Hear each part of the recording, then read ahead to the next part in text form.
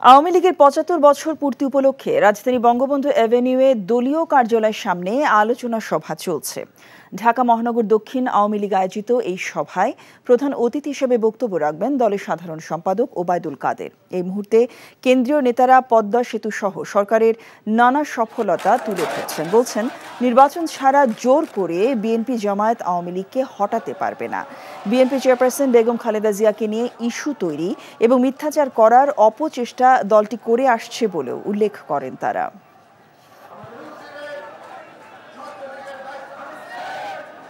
এখন জন্ম সনদ দিয়ে খোলো বিকাশ স্টুডেন্ট অ্যাকাউন্ট।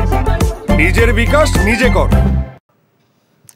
আলোচনা সভায় আছেন আমাদের স্পেশাল করেসপন্ডেন্ট নজরানা চৌধুরী। নজরানা, আলোচনা সভায় আওয়ামী লীগের সাধারণ সম্পাদক কখন বক্তব্য রাখবেন, আপনার কাছে কি তথ্য আছে?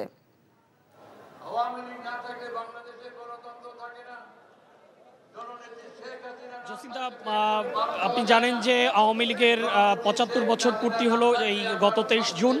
তো ৭৫ বছরে আওয়ামী লীগের যে অর্জন সেটি স্মরণীয় করে রাখার জন্যই কিন্তু এই ঘটা করেই পালন করা হয়েছে।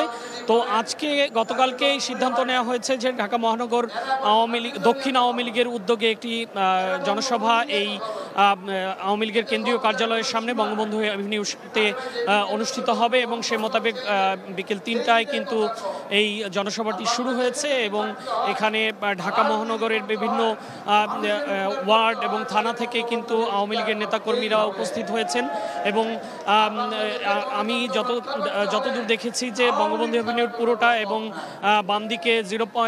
বাম দিকে গোলাপশাহ মাজার এবং ডান দিকে 0 পয়েন্ট পুরো এলাকায় কিন্তু নেতাকর্মীদের ভারে পরিপূর্ণ হয়ে আছে পুরো এলাকা এবং মঞ্চে মহানগরের নেতারা ছাড়াও কিন্তু আওয়ামী লীগের কেন্দ্রীয় নেতারা উপস্থিত আছেন। তো মহানগরের নেতারা ইতোমধ্যে বক্তব্য রেখেছেন। এখন আওয়ামী লীগের কেন্দ্রীয় নেতা বিশেষ করে প্রেসিডিয়াম মেম্বাররা বক্তব্য রাখছেন। তো কিছু এরপরেই এই সভার এই সমাবেশের প্রধান অতিথি আওয়ামী লীগ সাধারণ সম্পাদক ওবায়দুল কাদের বক্তব্য রাখবেন। তো ইতোমধ্যে যারা বক্তব্য রেখেছেন সেখানে তারা বলেছেন যে ৭৫ বছরে আওয়ামী লীগের হাত ধরেই বাংলাদেশের জাতীয় জীবনে যত কিছু ভালো অর্জন তা আওয়ামী লীগের হাত ধরেই এসেছে।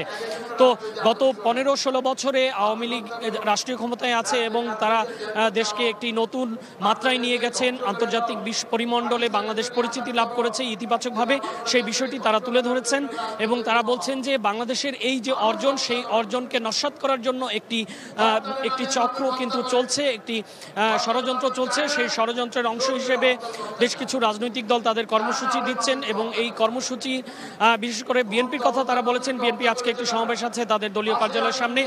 বিএনপি চেয়ারপারসন বেগম খালেদা জিয়ার মুক্তির দাবিতে এই সমাবেশ আয়োজন করা হয়েছে।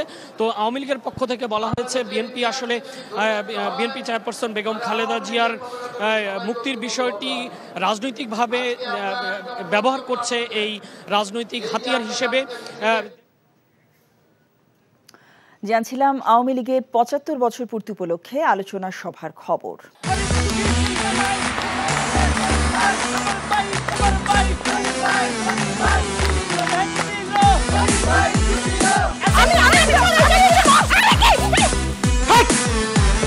কি ধরনের আকাম করছে জানো? সারা বিয়ে করলো দুখান, কিন্তু ফেসবুকে রিপোর্ট করেছে একখান। মেজাজটা আমার তো হট হয়ে রয়েছে অনেক আগ থেকে। আমি আমার জান পাখি, সোনা পাখি, টিয়ে পাখি, কি করতেছো? ফেসবুকে একটা পোস্টে অ্যাংরি রিঅ্যাকশন দিচ্ছে। Don't touch my body. বড় বউয়ের প্রতি অনেক কি বেশি না মায়া মহব্বত, যাও তারে গিয়ে দেখাও। আমার কাছে আইছো কেলা? প্রথমে আমার ঘরে না এসে আমার চোখের সামনে দিয়ে গট গট করে ছোট বউয়ের রুমের মধ্যে চলে যাও কোন সাহসে? আমি ভাবছিলাম তুমি বড় বউ বড় বইনের মতো থাকবা, কিন্তু তুমি বাইরে হচ্ছ আস্তে একটা ডাইনি বুড়ি। আমি সাক্ষাৎ ডাইনি আর তুমি সোনার ময়না পাখি। চুপ করো।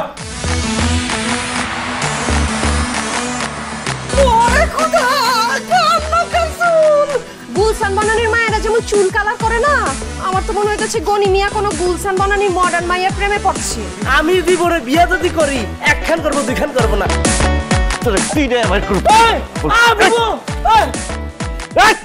কি করছো? আরে বাইরে করতে বাইরো, যা কইছি শুনো, গড়তে বাইরো। তুমি কি করতেছো? কোথায় যাচ্ছ স্বামী আমার? হ্যাঁ, তুমি ছাড়া মোর কোনো গতি নাই, তোমার ঘরে একটুখানি দাও ঠাই। দেখাই দিচ্ছে ছোট বউ তার আসল রূপ। নাগিনী সাপিনী। শুনছি ভালোবাসা টিকে থাকে বিশ্বাসের উপর। আমার উপর তোমাদের সেই বিশ্বাস ছিল, আজকে দেখতেছি আমার উপর আর কোনো বিশ্বাস নাই। যেহেতু বিশ্বাস নাই, তোমাদের সাথে থাকার কোনো ইচ্ছা আমার নাই।